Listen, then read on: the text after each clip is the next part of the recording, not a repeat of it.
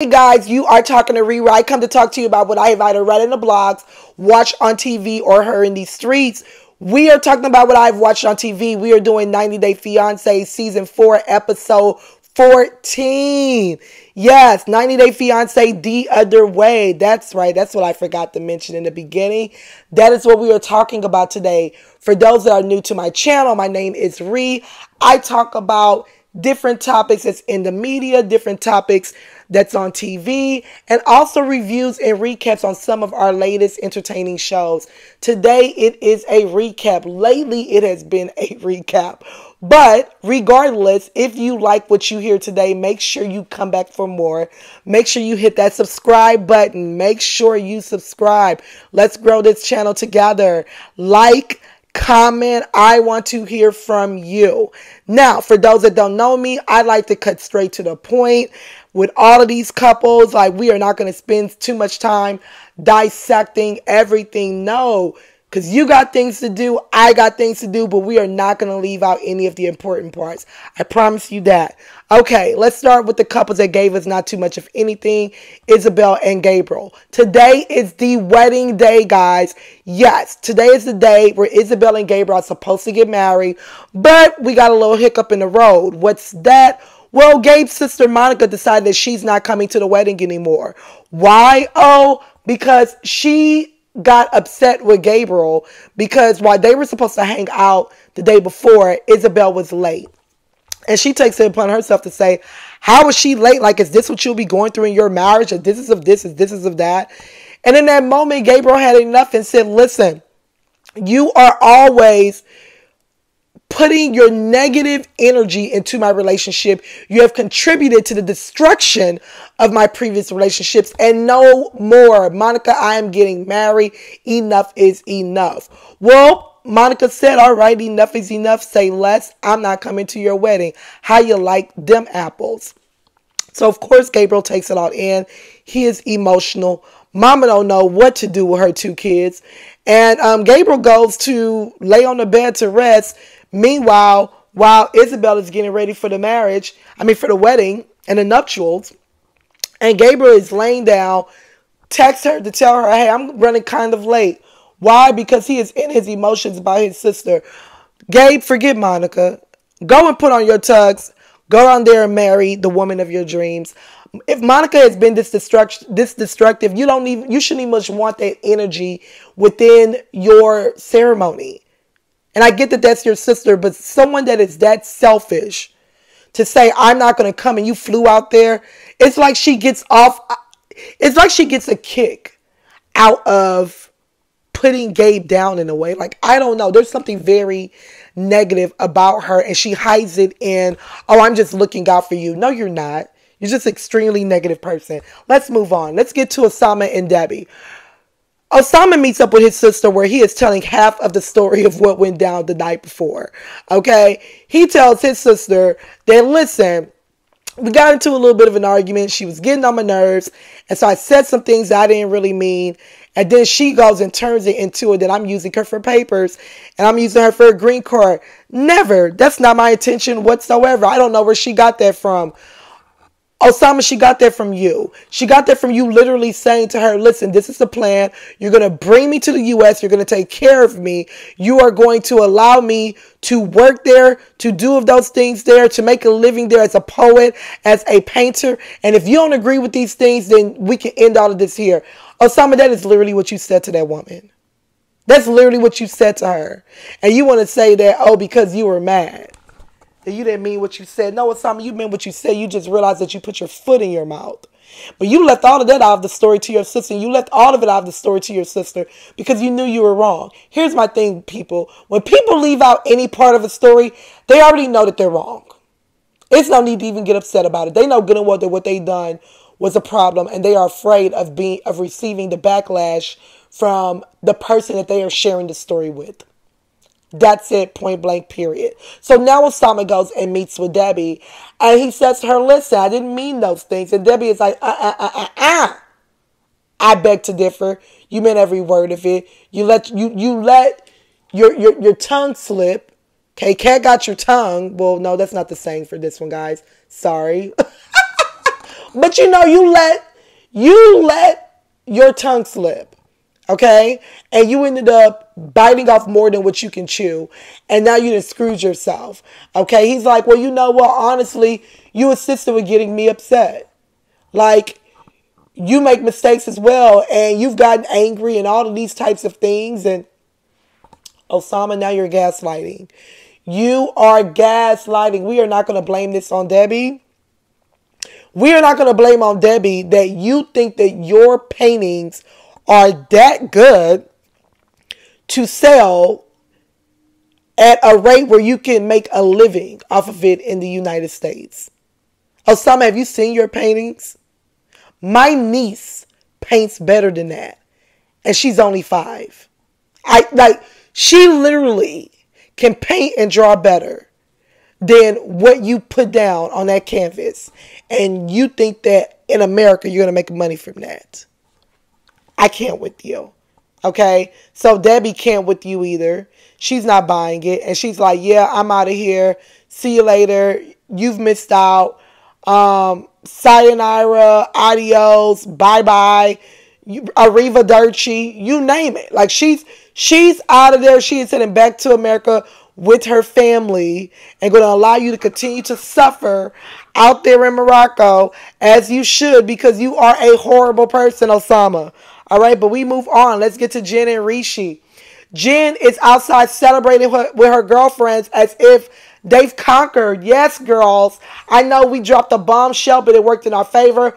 Woohoo! Cheers to us. Well, not so fast, Jen. Not so fast. Because Rishi comes to tell her, look, change of plans in regards to my family. My family has reiterated to me that, listen, I cannot leave from that home because I need to be there to assist with the household activities. And I am the provider for my mom and my uncle. Like, I can't leave them. You know, it would be detrimental to them. So whoever I marry needs to be able to come into our household. And Jen is like, absolutely not. That's not what it is. I like my space. I did not wait 40 plus years to marry a man where I am now having to serve his whole family in a house. Absolutely not. Nope, need my space. So then he says, well, you know what? Speaking of space and things, speaking of what you won't do and, you know, what you can't do, Mama said that you too old for me. Okay? Yeah, maybe you can't do those things because, you know what I'm saying, like, your bones ain't as strong anymore. That's what my mama said. And so because of that, she don't want us marrying anyway. So at this point, Jen's like, okay, listen. You knew that I was of age beforehand. You knew of this. Okay, you want to save the whole housing situation? All right, fine. But you knew that there was a 16-year age difference. And I don't got time for this. This is a waste of my time. You've wasted my time for what, 3 years, if that's the case. 2 years of me being gone, assuming that we were getting married. No. So, you know, Rishi starts crying as if like he's really butthurt. Rishi, miss me with all of that. I don't believe you. Rishi, you just don't want to look like the bad guy on TV, and you pull out some of your best acting chops. Poor acting, but acting chops nonetheless, to convince us that you really are upset with this so-called breakup. Oh, I don't want to lose you. I can't let go of you. You didn't have her for 2 years. 2 years. You didn't have her. What are you talking about? You didn't even tell your family about her. Her friends had to tell the family. You had no intentions of marrying this girl. Stop playing with all of us as if you just knew that this was going to work. And now that she's separating, like, you stop it. Like, I can't. Like, I'm catching the headache that I am catching from this whole ridiculous act. Let's move on. Let's get to Danielle and Johan. All right.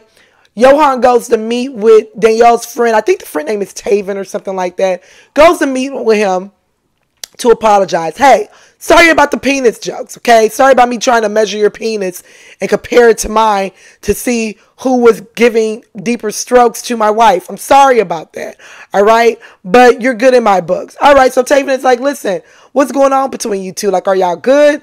And, you know, Johan is like, oh, sometimes we are, sometimes we're not. So then, like, you know, the friend gives a little bit of advice. Listen, you can't control Danielle, all right? Like, she's going to do what she wants to do when she wants to do it. Understand that. Either accept it or don't. And Johan is like, listen, she gonna have to change that. And he's like, and the friend is like, well, she's not. And Johan's like, no, she's gonna have to. Because at this point, I'm tired. Johan, we all tired. We are all tired in regards to you two.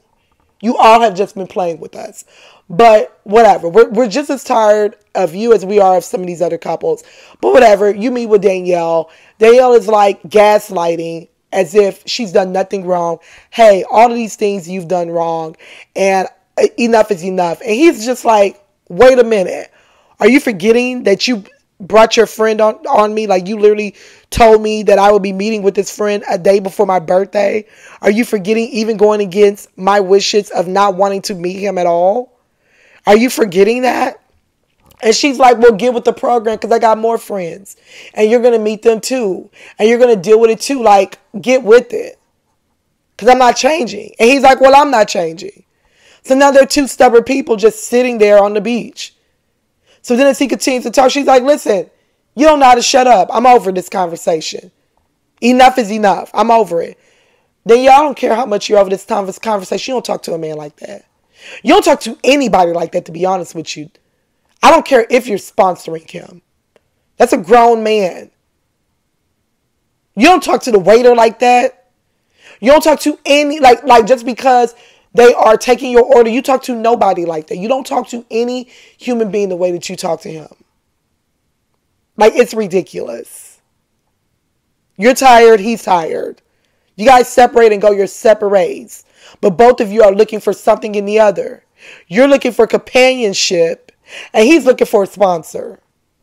And so with that being said, y'all going to put up with it. But the rest of us, we're over it, okay? We move on. Let's get to the meat and the potato. Jamie and Kris, guys. All right, Jamie and Kris. Jamie is in Colombia waiting for Kris. Kris arrives with her big suitcase and is hugging on Jamie as if she hasn't been gone for the last, not 1, not 2, but 5 months, guys. 5 whole months. And Jamie is playing along. It's very awkward. You can clearly see the awkwardness. They go inside to talk. Very awkward. Clearly there's an elephant in the room that no one is willing to address. But you know what? They play around. They go ahead and they sleep it off. The very next day, Kris is like, hey, I want to go and celebrate Jamie's birthday since I missed it when I was gone. Girl takes her to the pool. They play around. Has for her a planned little private dinner or lunch or whatever for the two of them. And Jamie is like, you know what? I'll let you make it the first night because the first night, it's not the time for us to speak on everything, right? Like, I'm not going to just pounce on you all at once. But I can't fake it for too long. Girl, where the heck you been? Okay? We got a lot to talk about. We got a whole lot to talk about. Where have you been? You've been gone for 5 months. You've left me in a bind. We find out that Kris only paid 1 out of the 5 months bill. Kris, you said that you had went to Alabama to get money to send to her. What money did you send to her if you've only paid 1 month? And as she speaks about it, Kris is like, well, you pay for a place that's $150 more. Where Kris, don't pay the $150 then. Deduct $150 from whatever you send, if that's the case. But to send nothing, and this is a woman you just married, Kris, you came out there from a rendezvous. That's it. You came to get you a little bit of tail, have a little fun in the sun, soak up the beautiful waters of Colombia, like a nice little vacation. Okay? And to take yourself back to Alabama. That's it. And Jamie was like, you're not touching any of my cookies without us having this conversation. Okay, $150 is not enough for you to go and leave me stranded, stressed out, knowing I wasn't working for 4 months. You did not contribute to anything. And you were gone for 5 months. And she's like, well, you know you married a woman with kids. So you already know my kids gonna come first. And I got things to take care of. Now, Kris, I would be on board with you if you didn't marry a woman in a whole other country agreeing to move out there. You knew you had kids. You knew you had kids, but you realized your kids were grown enough to handle whatever matter on their own. You knew that. Kris is a liar. She's a liar. And as Jamie continues to dive into their issues, Kris is like, you lower your tone with me. Yeah, lower that real quick. Bring it down.